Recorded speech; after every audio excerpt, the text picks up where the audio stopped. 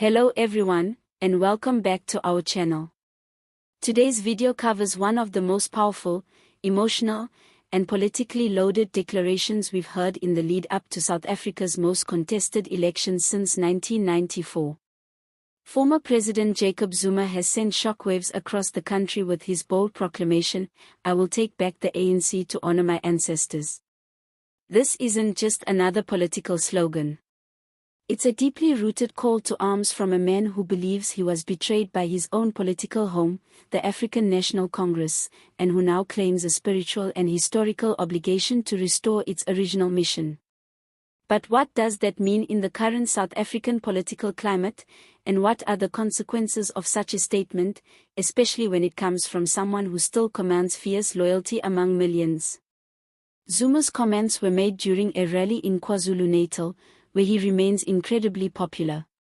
His words stirred a powerful sense of cultural identity and ancestral reverence, not uncommon in African political rhetoric, but especially potent when used by someone who once led the liberation movement's government.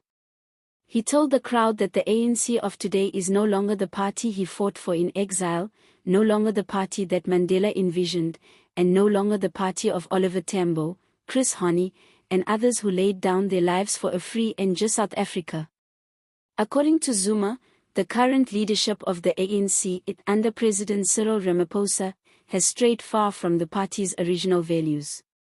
He accused the leadership of selling out to white monopoly capital, abandoning the poor, and allowing corruption to flourish not only in governance but also in the soul of the movement. What makes Zuma's statement so controversial is not just that it's critical, but that he speaks as if he is the rightful guardian of the ANC's legacy. He says he is not merely campaigning for votes, he is fulfilling a duty to his ancestors. In African traditions, the connection to ancestors is sacred. It's not symbolic. It's binding. When Zuma says he will take back the ANC to honor them, it means he views this political mission as more than just a fight for office. He sees it as a spiritual calling. Zuma's weapon in this battle is the MK party, Umkhonto we Sizwe, a party that has sparked legal and moral controversies ever since it was launched. The ANC tried to block the use of the name, arguing it was stolen from the military wing of the liberation movement. But Zuma, who still wears the MK badge with pride, insists that the MK party is the true inheritor of the ANC's revolutionary values. And Zuma is not acting alone. He has rallied disillusioned ANC veterans, former MK soldiers, young unemployed youth, and even controversial figures like Ace Magashule into his political orbit. The result is a growing movement that threatens to split the ANC's support base, especially in key provinces like KwaZulu-Natal, Gauteng, and parts of the Eastern Cape. But we must also ask the hard questions. Is this about reclaiming the ANC for the people, or is this about personal revenge? Zuma was forced to resign in 2018 amid growing allegations of state capture and corruption. He was later imprisoned in 2021 for contempt of court, sparking days of riots that left more than 300 South Africans dead. Critics say Zuma's ancestral mission is a cover for his own political comeback, and a dangerous one at that. Still, the numbers don't lie. MK party events are drawing massive crowds. And in areas where the ANC was once dominant, it now faces serious competition from this insurgent movement. Zuma's influence remains particularly strong among Zulu-speaking communities, many of whom feel alienated by Ramaphosa's leadership and disillusioned by unfulfilled promises of land reform, job creation, and economic justice. Zuma's appeal is also rooted in nostalgia. He often refers to the golden age of the ANC, the time when leaders were deeply connected to the grassroots, when radical policies like free education and land redistribution were still central to the agenda, and when struggle credentials still mattered. His message is clear: the ANC has lost its soul, and he intends to bring it back. This brings us to the deeper implications. If Zuma succeeds in weakening the ANC in this election, we could be looking at a fundamental shift in South Africa's political landscape.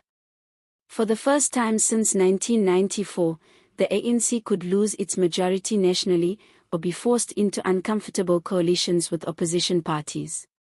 That opens the door for the rise of the MK party as a kingmaker, or even as a governing party in certain provinces.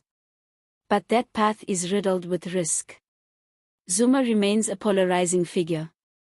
International investors view him with suspicion. Civil society groups warn that a Zuma-led revival would roll back accountability and the fight against corruption.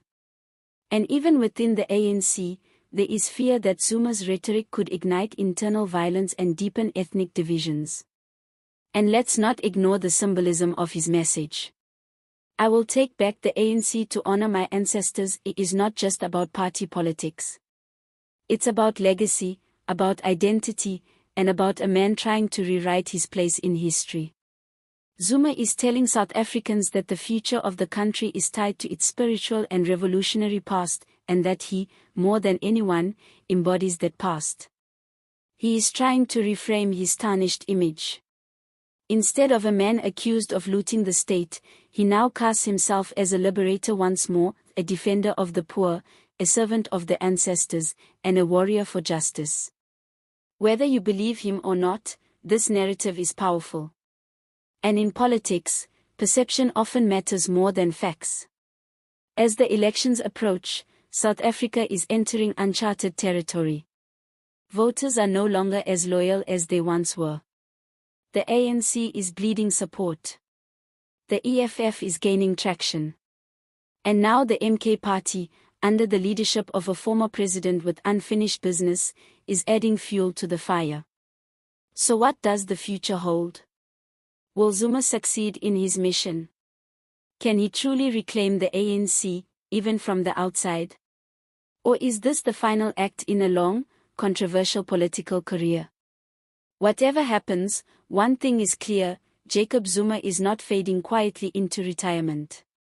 He's coming back with fire in his belly, a spiritual mandate on his lips, and an army of supporters ready to follow him into battle. Let us know what you think in the comments. Is Zuma really fighting for the soul of the ANC, or is he just fighting for himself? Don't forget to like this video if you found it insightful, subscribe to the channel for more in-depth political analysis, and hit the notification bell so you don't miss our next upload. Thanks for watching. See you next time.